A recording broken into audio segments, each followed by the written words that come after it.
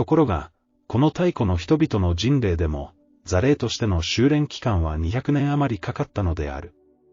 つまり、生前から、すでに信心として心霊の偉大な理性意識力の微粒子を豊かに体内に染み込ませ、それを常時繰り返している間に自分の霊体、理性意識力も、生きながら心霊と同じような働き力を持つようになった太古の人々、神と心の通いが常時できる霊能者、信心だった人々ですら、204年もかかって、やっと心霊に成長したのである。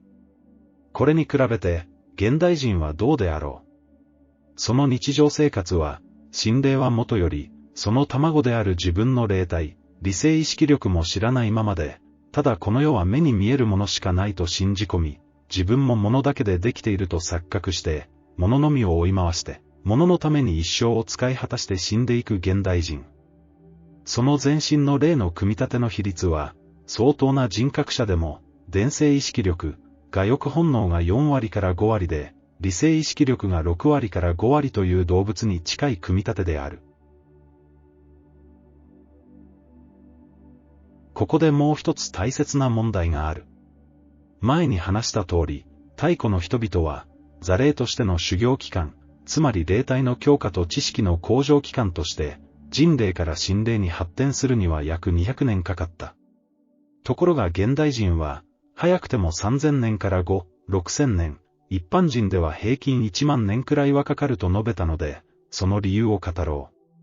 そもそも人類というものは、宇宙に満ち満ちている宇宙生命力または宇宙意識力と呼ばれる、バラバラな微粒子群が、地上の人間体の中にその全体の圧力で染み入ってできるのであるが、この理性意識力の微粒子の働き具合は、赤ん坊に入った時は誰も同じような状態である。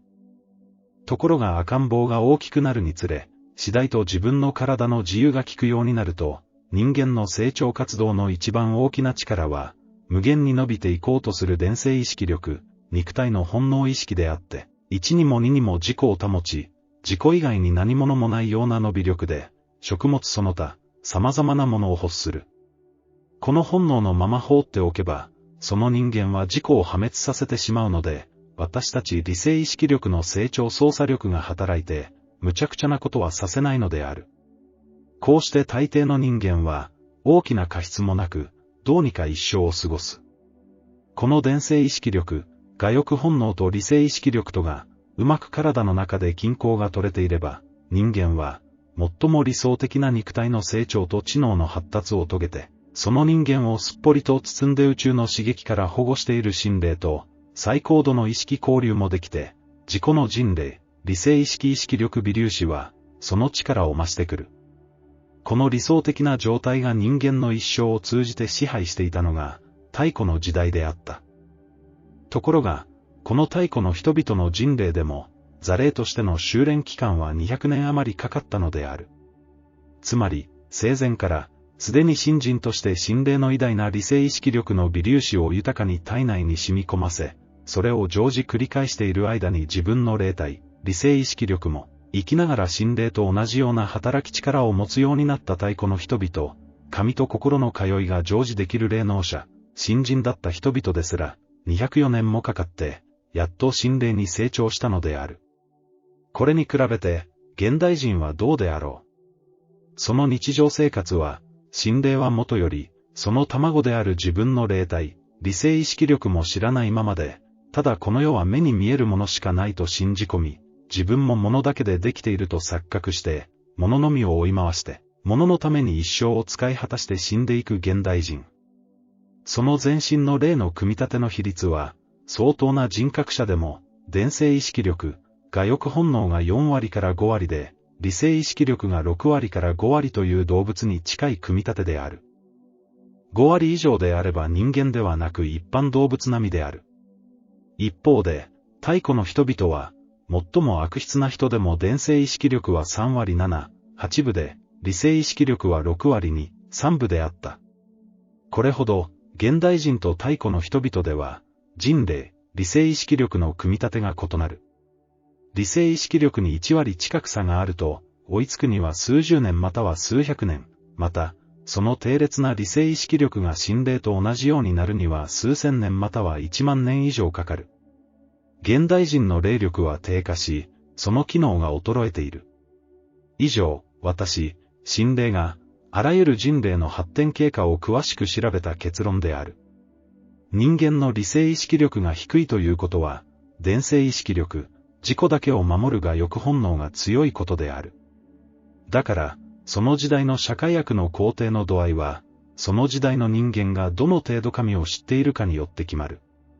個人としての人間の善悪も、神、理性意識力にどの程度その人が接近しているか、つまり、その人の真心、理性意識力が神にどの程度近くつながっているかで決まる。それは、各々が、神をどの程度、本当に知っているかで、善悪の度合いが定まる。神を本当に知れば、必ず人間の理性意識力が急速に高まるのである。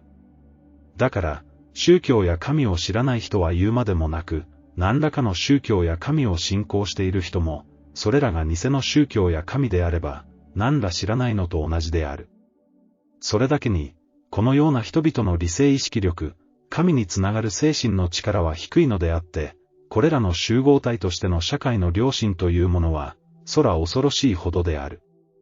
これらすべて、真の宗教や神を知らないことが原因である。人間は、真の人間として自分を保つためには、神を見失わないように心がけなければならない。真の神を知り得てこそ、人間は真の人間を取り戻せるのである。さて、私はいよいよ幼稚な人類から活動心に昇進して、広く宇宙界、人類社会を駆け回って、一切のものの安全と発展のために、悠久の過去から引き継いだ力を十分に発揮することになったのである。すべての心霊は、活動心となって人間界と宇宙界を主な舞台として活動し、その余った心群の力は、人間以外の全生物まで成長操作の活動をするのである。そもそも心霊の世界とはどのようなものであろうか。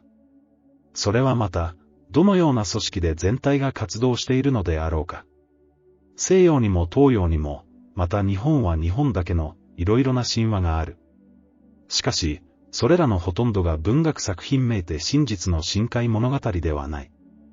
むしろ、それらの全部が人間の想像と伝説によって創作されたものであり、その目的は宗教を広く大衆に教え広めることであり、人の世の歩みを示すものとして作られた。だから、これらの深海物語は一つの教訓として意義深い点はあるが、真実の深海は何一つとして明らかに説明されていない。それゆえに、東洋では仏教、西洋ではキリスト教、日本では神道さえも、その教えに深海物語らしいものはあるが、現代人の解釈は様々で、霊界については白紙同然で、何も知らないのである。だからこそ、彼ら宗教人は、その布教の方便として、宇宙に万物を作った創造神がいて、それは全知全能の神である。そして、この地上のすべてのものの運命は、この全知全能の神が自分の思うがままに操り、人類の大破滅戦争まで神の意によってなされるなどと、とんでもない妄語をもっともらしく言いふらすのである。これらすべての妄言、名説は、人間の本質やその使命を誤らせること、甚だしいものであり、今日の宗教人がいかに心霊と縁が遠い存在であるか、つまり、超高度理性を持つ心霊との意識交流が全くできない、霊力、理性意識力の低い人々であることを、自ら白状しているようなものである。